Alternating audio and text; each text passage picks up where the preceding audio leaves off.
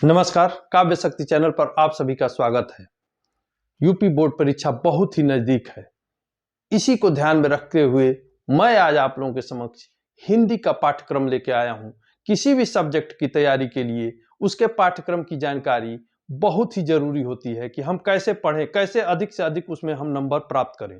तो आज मैं आप लोगों के समक्ष कक्षा 10 का हिंदी का पाठ्यक्रम लेके आया हूं और हिंदी का जो पाठ्यक्रम है वो कैसे हम इस पर ध्यान दें, विशेष ध्यान दें, जिससे कि हमको अधिक से अधिक नंबर प्राप्त हो। इस पे हम विशेष ध्यान देंगे, इस पे हम चर्चा करेंगे आज। यह हमारा पेपर जो है 3 घंटा 15 मिनट का होता है। इसमें 2 खंड होते हैं, खंड अ और खंड ब। इसमें हमको ध्यान देने की क्या जरूरत है, ये कुल पूर्णांक 70 का होता है। 70 नंबर का ये पेपर जो होता है हमारे लिए बहुत ही महत्वपूर्ण है। इसमें हम अधिक से अधिक नंबर प्राप्त कर सकते हैं। कैसे प्राप्त कर सकते हैं, इस पे देखिए। खंड अ में हमको बहुविकल्पी प्रश्न आएंगे। बहुविकल्पी प्रश्न क्या है? बहुविकल्पी प्रश्न में आपके सामने 4 उत्तर रहेंगे। सिर्फ आपको प्रश्न देख के और 4 उत्तर भी, उस प्रश्न के उत्तर आपके सामने रहेंगे। जो उसमें से सही होगा उस पर आप टिक मारेंगे, उस पर आप गोला बनाएंगे। जो भी होगा उसमें आप सीधे सीधे नंबर प्राप्त कर सकते हैं। उसमें 1 नंबर, आधे नंबर, किसी तरह के नंबर की कटौती नहीं हो सकती है। इसको हम ध्यान में रखेंगे कि वो प्रश्न आएंगे कहां से। तो पहला देखिए, हिंदी गद्य के विकास का संक्षिप्त परिचय। शुक्ल युग और शुक्लोत्तर युग। शुक्ल युग, शुक्लोत्तर युग, ये गद्य का जो विकास है, इससे आपको 5 प्रश्न आएंगे। 5 प्रश्न, और वो भी बहुविकल्पी 5 प्रश्न आएंगे। और इसमें अगर आप थोड़ा सा ध्यान दे देंगे तो आपको 5 नंबर कहीं गया नहीं है, 5 नंबर आपको तुरंत मिलेगा। उसके बाद क्या है, और 5 मिनट के अंदर मिलेगा। इसमें आपको समय नहीं लगेगा, क्योंकि बहुविकल्पी प्रश्न भी आपके सामने रहते हैं, उत्तर भी आपके सामने रहते हैं। तो थोड़ा सा आप मेहनत करेंगे तो इसमें आपको सफलता प्राप्त हो जाएगी। दूसरे नंबर पे हम आते हैं, गद्य हिंदी पद के विकास का संक्षिप्त परिचय। रीत काल एवं आधुनिक काल, खासकर विशेष ध्यान देना है हमको रीत काल और आधुनिक काल पर। और इससे हमको 5 प्रश्न आएंगे। 5 प्रश्न इसमें आएंगे तो आपको यहां भी आपको 5 अंक प्राप्त हो गए। और ये 5-5 10 नंबर आपको प्राप्त हो गए।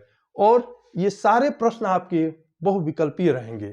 ठीक उसी तरह आप आएंगे तीसरे नंबर पर, काव्य सौंदर्य के तत्व। काव्य सौंदर्य के तत्व में आपके आएंगे रस, अलंकार और छंद। इनसे आपको एक एक प्रश्न रहेंगे। एक प्रश्न रहेगा आपका रस से रहेगा, एक प्रश्न आपका अलंकार से रहेगा, एक प्रश्न आपका छंद से रहेगा, और वो भी आपका बहुविकल्पी रहेगा। बहुविकल्पी प्रश्न आपके सामने उत्तर रहेगा, प्रश्न रहेगा, उत्तर रहेगा, और आपको टिक मारना है। और इसमें आपको सीधे सीधे ये 3 नंबर जो आपको प्राप्त होंगे, किससे? रस। रस में भी आपको 2 ही रस पढ़ना है। कौन सा? हास्य रस और करुण रस। हास्य रस और करुण रस की क्या क्या परिभाषा, उदाहरण एवं पहचान, यही आपको विशेष ध्यान देना है। 2 रसों को पढ़ने में आपको बहुत समय नहीं लगेगा, उससे आपको सीधे सीधे 1 नंबर प्राप्त हो जाएंगे, और वो भी उत्तर भी आपके सामने रहेगा। दूसरा है अलंकार। अलंकार में आपको मात्र अर्था अलंकार के बारे में पढ़ना है। उसमें उपमा, रूपक, उत्प्रेक्षा, उसके लक्षण एवं उदाहरण, ये पढ़ना है। इसमें से 1 प्रश्न अनिवार्य रूप से आएगा और 1 नंबर आपको प्राप्त हो जाएगा। थोड़ा सा आप पढ़ेंगे, थोड़ा सा आप ध्यान दिए रहेंगे तो इसमें आपको 1 नंबर मिल जाएगा। तीसरा है छंद, सोरठा एवं रोला। 2 ही चीज पढ़ना है, सोरठा एवं रोला, लक्षण एवं उदाहरण। लक्षण एवं उदाहरण पर आप ध्यान देंगे और उससे आपको 1 प्रश्न आ जाएगा, और उसमें आपको सीधे सीधे आपको, तो ये 10 नंबर और ये 3 13 नंबर आपको 20 में से 13 नंबर मिले यहाँ पे आते आते। और उसके बाद हिंदी व्याकरण में आप आइए, क्या है इसमें आपको कुल 4 नंबर के इससे बहुविकल्पी प्रश्न रहेंगे। कौन सा रहेगा? उपसर्ग से रहेगा। उपसर्ग में किस पे आपको ध्यान देना है? अ, अन, अधि, अप, अनु, उप, सह, निर, अभि, परि, सु इत्यादि। इससे आपको 1 प्रश्न रहेगा। किससे? उपसर्ग से 1 प्रश्न। उसके बाद ख, प्रत्यय। प्रत्यय में आई, त्व, ता, पन, वा, हट, वट इत्यादि। इससे आपको प्रत्यय से 1 प्रश्न, उपसर्ग से 1 प्रश्न, प्रत्यय से 1 प्रश्न, समास से 1 प्रश्न। समास में आपको ध्यान देने वाली बात है, कौन सा समास हमको पढ़ना है? मात्र द्वंद्व समास और द्विगु समास। दो ही समास पे हमको ध्यान देना है, द्वंद्व समास और द्विगु समास। इसी से एक प्रश्न रहेगा। इस पे ध्यान देने वाली बात है कि सभी समासों पर नहीं, हमको द्वंद्व और द्विगु पढ़ना है। उसके बाद घ में आएंगे हम तद्भव, तत्सम एवं पर्यायवाची शब्द। तद्भव और तत्सम एवं पर्यायवाची शब्द से आपको एक प्रश्न उठेंगे और उसमें आपको ये मिलेंगे। कुल ये 4 प्रश्न जो है आपको 4 नंबर दे देंगे और इस तरह आपको यहाँ पे सफलता मिलेगी। तो यहाँ आपको 13 और फिर 4 17। उसके बाद हम आते हैं संस्कृत व्याकरण। संस्कृत व्याकरण में आपको संधि में क्या है, यण संधि के बारे में पढ़ना है, वो भी परिभाषा, उदाहरण एवं पहचान। 3 चीज पढ़ना है केवल, लेकिन पढ़ना किसका है, सिर्फ यण संधि के विषय में पढ़ना है। उससे आपको एक प्रश्न रहेंगे। शब्द रूप, फल, मति, मधु एवं नदी, सभी विभक्तियों एवं रूपों, इन सबों का रूप याद करना है आपको और उसके विभक्ति और रूपों को। यहां से आपको 1 नंबर के प्रश्न रहेंगे। केवल कौन सा, फल, मति, मधु एवं नदी के रूपों पर आपको विशेष ध्यान देना है और कहीं नहीं जाना है, सिर्फ इन 4 का आपको विशेष ध्यान देना है। उसके बाद है गौ में आते हैं धातु रूप, पठ, हस। पठ और पठ धातु और हस धातु, बस इस पे हमको देना है। इसमें क्या है, लोट, लट, लोट, विध लिंग तथा लिट लकार, लंग लकार, सभी लकारों के पढ़ना है। किसका, पठ धातु का और हंस का। इनका रूप आपको याद कर लेना है और इससे आपको 1 प्रश्न आएंगे। इस तरह आपको कुल यहाँ आपको 3 प्रश्न उठेंगे। किससे, एक संधि से आएगा, एक शब्द रूप से आएगा और एक धातु रूप से आएगा। 1-1 नंबर के प्रश्न आएंगे। और सबसे अच्छी चीज इसमें यह है कि आपका उत्तर भी आपके सामने रहेगा। थोड़ा सा आप ध्यान देके पढ़ेंगे तो ये आपका 20 नंबर जो है, 70 में से 20 कहीं गया नहीं है, आपको 20 पक्का प्राप्त हो जाएगा। इसमें 1 अंक की कटौती नहीं है, कहीं कुछ आपको न लिखावट पे कटेगा न कुछ कटेगा। चूंकि हिंदी विषय सब्जेक्ट है, हिंदी का विषय है, इसमें लिखावट पर भी ध्यान दिया जाता है। तो लिखने वाली जहां तक चीजें हैं वहां पे आप लोग विशेष ध्यान दीजिएगा, लिखावट पे भी ध्यान दीजिएगा। उसके बाद ये 20 नंबर का जो प्रश्न है, आपको 20 में 20 मिला। उसके बाद आगे हम आते हैं खंड ब। खंड ब जो है आपका, ये 50 नंबर का है। ये आपको करने में बहुत समय नहीं लगेगा। अगर आप थोड़ा सा ध्यान देके पढ़े रहेंगे तो ये 20 प्रश्न जो आपकी, वो 20 मिनट में आपके पूरे हो जाएंगे। अधिकतम 20 मिनट लगेंगे, आप उसको पूरा कर देंगे। उसके बाद हम आते हैं क्या, गद्य हेतु निर्धारित पाठ्य वस्तु से गद्यांश पर आधारित प्रश्न। अर्थात इसमें जो है गद्य आएंगे, गद्य हेतु गद्यांश पर आधारित प्रश्न रहेंगे। वो रहेंगे, गद्य पढ़ेंगे, उसी में से आपको उत्तर भी मिल जाएगा।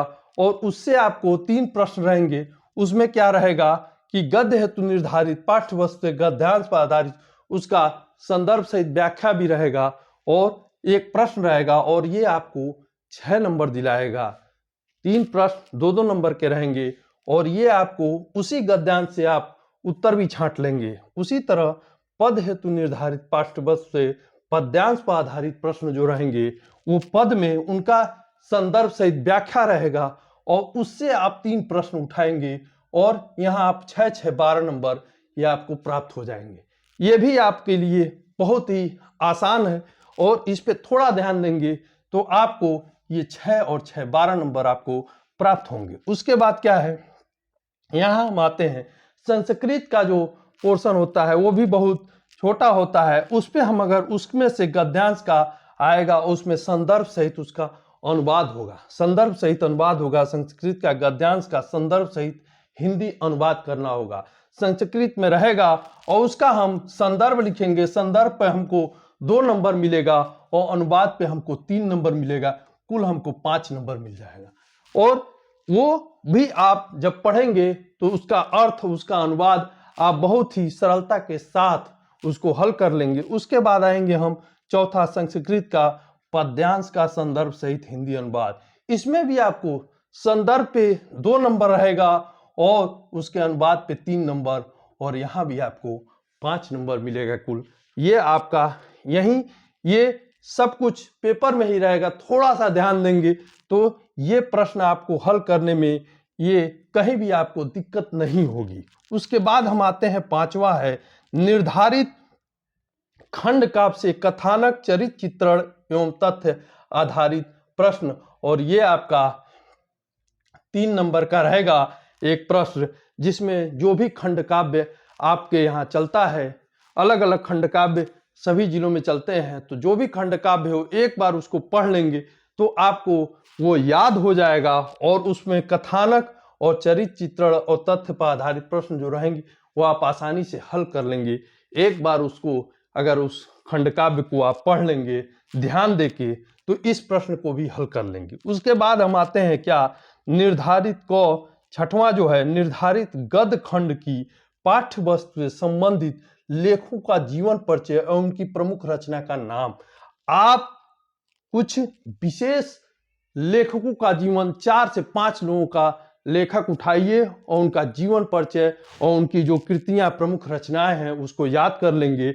आपके जीवन परिचय पर आपको 3 नंबर और उनकी जो रचनाएं आप लिखेंगे 2 नंबर, कुल 5 नंबर आपको मिल जाएंगे। और बहुत ज्यादा नहीं, मुश्किल से 5 लोगों का आप अगर ढंग से याद कर लेंगे, मुख्य लोगों का, तो उसमें से आपको एक लिखना होगा और ऑप्शन विकल्प आपके सामने 2-3 का रहेगा और उसमें से एक लिखना होगा जो आप अच्छे से लिख लेंगे। उसी तरह निर्धारित पद खंड की पाठ्य वस्तु से संबंधित कवियों का जीवन परिचय और उनकी प्रमुख रचना का नाम। इसी तरह जो पद खंड के जो हमारे कवि हैं उनका भी जीवन परिचय और उनकी प्रमुख रचना का नाम हम याद कर लेंगे। उसमें भी आपको जीवन परिचय पर 3 नंबर और उनकी रचनाओं पे 2 नंबर मिलेंगे और कुल आपको 5 नंबर मिल जाएंगे। आपको बहुत ज़्यादा नहीं, 5 लोगों का जीवन परिचय है और उनकी रचनाएं याद करना है और आपको 5 नंबर मिल जाएंगे। उसी तरह संस्कृत खंड की पाठ्य वस्तु से कंठस्थ एक श्लोक जो प्रश्न पत्र में न आया हो, उससे आपको 2 नंबर मिलेंगे। एक श्लोक लिखना है, श्लोक को अगर आप 4 से 5 श्लोक को याद कर लीजिए तो आपको एक श्लोक लिखने में कहीं दिक्कत नहीं होगी। अगर प्रश्न पत्र में भी आया होगा तो 2 श्लोक आएगा और आपको अगर 4 से 5 श्लोक आपने याद किया है तो आपको लिखने में कहीं कोई दिक्कत नहीं होगी। एक श्लोक लिखेंगे और उसमें 2 नंबर आपको सही सही एकदम मिल जाएंगे। उसके बाद हम आते हैं 8वां, संस्कृत खंड की पाठ्य वस्तु पर आधारित प्रश्नों में से किसी 2 का संस्कृत में उत्तर दो। यहाँ भी आपको 2 प्रश्नों को उत्तर देने हैं। संस्कृत का संस्कृत में ही उत्तर देना है, लेकिन आपके सामने 4 से 5 प्रश्न रहेंगे, उसमें से मात्र 2 का ही संस्कृत में उत्तर देना है। तो ध्यान देने वाली बात है कि 5 में से 4 में से 2 अगर हमको करना है तो आपको कहीं भी कठिनता नहीं आएगी और ये आपको पूरे 4 नंबर मिलेंगे। उसके बाद हम आते हैं निबंध रचना। निबंध रचना जो है वो किस पे होगा, वैज्ञानिक, सामाजिक, धार्मिक, सांस्कृतिक, आर्थिक समस्याएं एवं जनसंख्या, स्वास्थ्य, शिक्षा, पर्यावरण एवं यातायात के नियमों पर आधारित विषय पर आपको 4 से 5 विकल्प दिए जाएंगे।